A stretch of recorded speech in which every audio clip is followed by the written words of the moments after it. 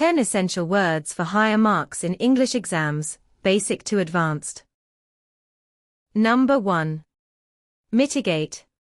It means to reduce the severity of something.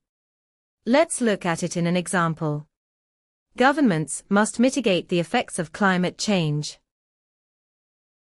Number 2. Prevalent. It means common or widespread. In context, see how it fits.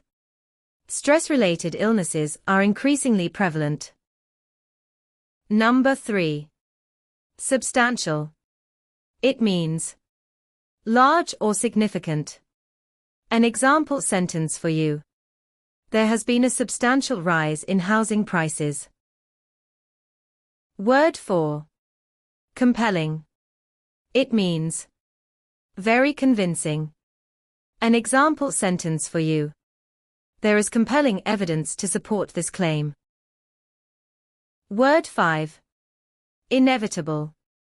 It means certain to happen. Let's see it in context. Technological advancement seems inevitable. Word 6. The word is plausible. It means reasonable and believable. Look at it in this sentence. This is a plausible explanation for the trend. Word 7 is allocate. It means to distribute resources. For example, funds should be allocated to public healthcare. Word 8. Detrimental. This word means harmful. Let's see it in context.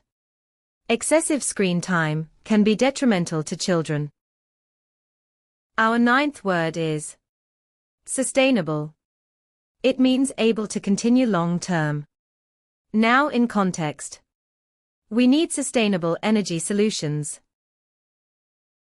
Our final word for today, the number 10, is undermine. It means to weaken gradually. For example, corruption can undermine public trust.